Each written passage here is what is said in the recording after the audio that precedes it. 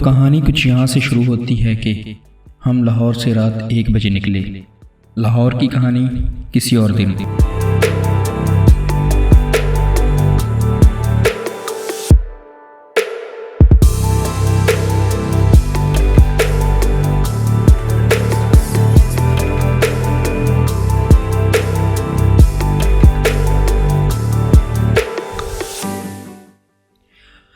लाहौर से बरास्ता मोटरवे सफ़र जारी रखा और रास्ते में एक छोटा सा स्टे किया और दोबारा अपनी मंजिल की तरफ निकल पड़े। सुबह सादिक हमें एबटाबाद के इंटरचेंज के पास हुई। मोटरवे को खैराबाद कहने के बाद बालाकोट के मुश्किल रास्तों की जानब निकल पड़े। कोस्टर में तकरीबन 20 लोग थे और सब एक दूसरे से अनजान। कुछ लोग अपनी फैमिली के साथ थे और कुछ मेरी तरह अकेले। बालाकोट की बल खाती सड़क ने हमें थकाना शुरू कर दिया था। हमारा दूसरा स्टे बालाकोट के एक पेट्रोल पंप पर हुआ। सब ने मुतफ़क्का फैसला किया कि नाश्ता नारान में किया जाए और हम नारान की तरफ चल दिए।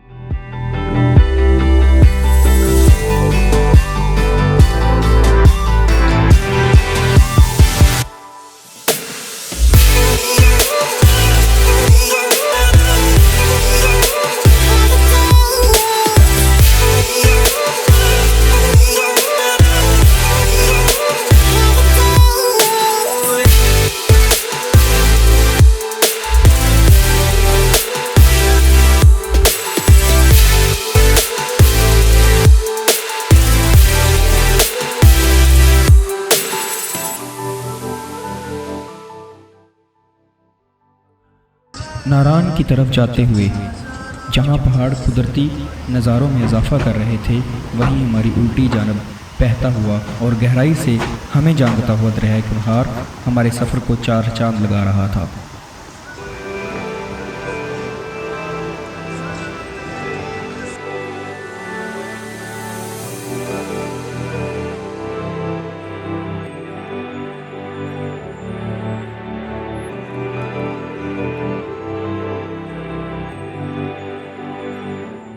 जूं जूं हम नारान की तरफ बढ़ रहे थे, वैसे ही सर्दी में इजाफा होता जा रहा था और कुछ मानसून की बारिशों का सिलसिला भी जारी था।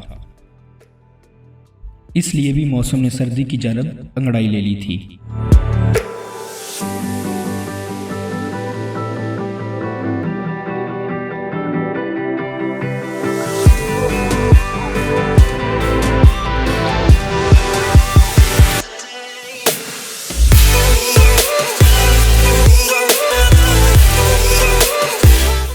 दरियाए कुनहार कभी तो सड़क के बिल्कुल बराबर आ जाता और कभी कई सौ फुट दूर गहरा, कभी दाईं जानब और कभी बाईं जानब अटकेलियां करता हुआ दरियाए कुनहार और उसका पानी देखकर यूं लगता था जैसे पहाड़ों का हरे रंग का अक्स पड़ रहा हो।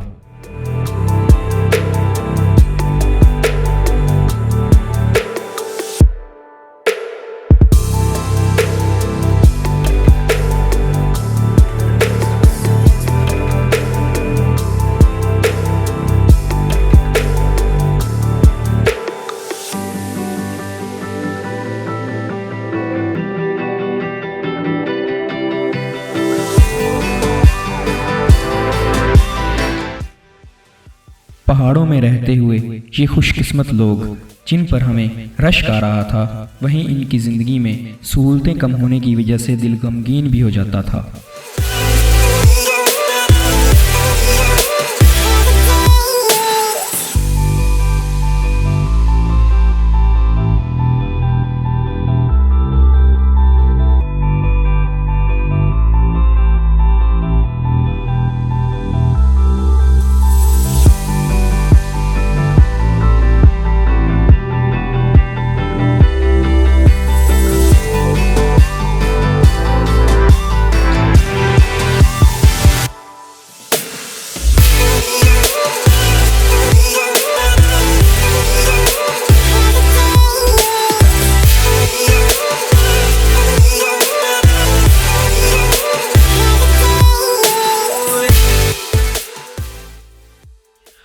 मैं अभी इन्हीं सोचों में गुम था कि नारान की रंग बिरंगी इमारतें नजर आने लगी और पता भी नहीं चला कि हम कब नारान पहुंच गए।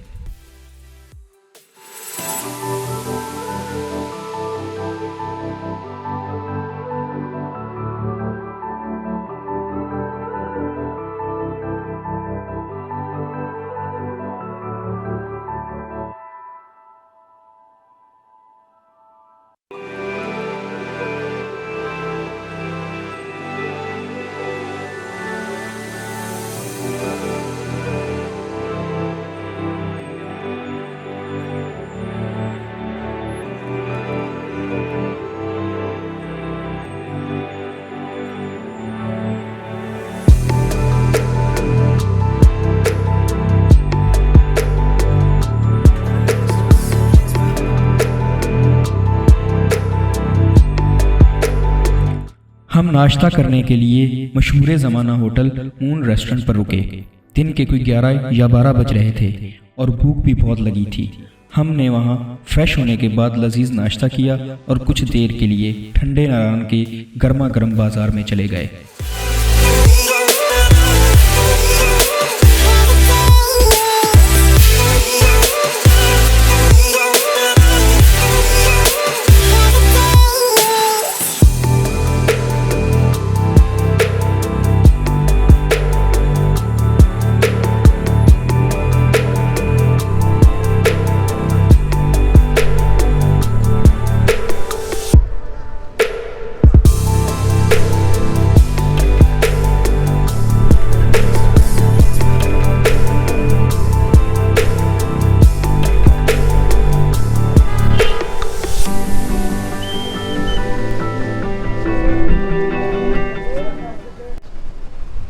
जैसा कि अभी थोड़ी देर पहले हम नारायण पहुँचे हैं और नाश्ता किया है।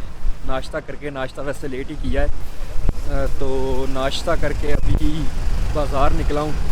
बाज़ार निकल के सर्दी थी काफ़ी, अभी थोड़ी देर पहले अब धूप निकल रही है, तो काफ़ी ज़्यादा सर्दी थी जिसकी वजह से हमें कोट वगैरह पहनना पड़ा। तो अभी बस बाज़ार विज़िट करेंगे। तो ये इतना ज़्यादा बड़ा तो शहर तो नहीं है, छोटा सा है, तकरीबन आधे किलोमीटर के अंदर अंदर है, तो इसका बाज़ार इससे भी शायद कम ही होगा।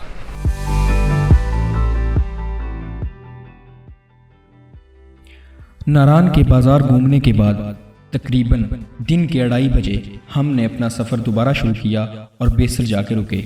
बेसर नारायण से ज़्यादा फासले पर नहीं है। वहाँ थोड़ी फ़ोटोग्राफी की और अपना सफ़र जारी रखा।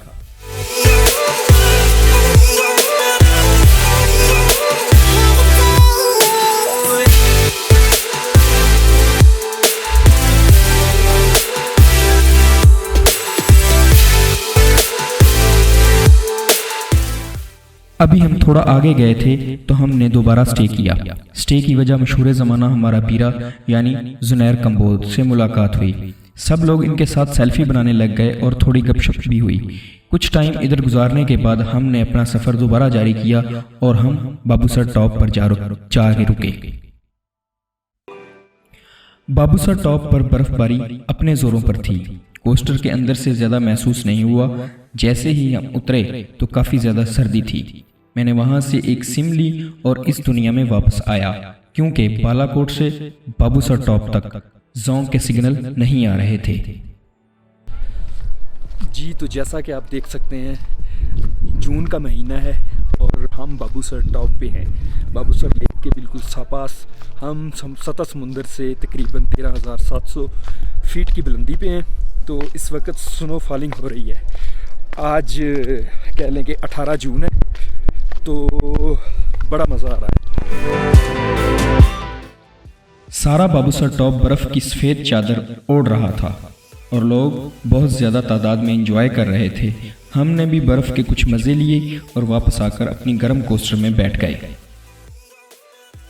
हमने दोबारा अपना सफ़र चल्लास की तरफ जारी किया और सब अजनबी आहिस्ता आहिस्ता एक दूसरे के करीब आने लगे और गपशप लगने लगी।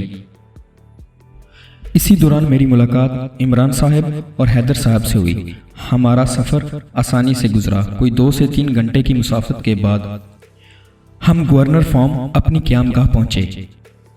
मेरा कमरा शेयरिंग बेस था।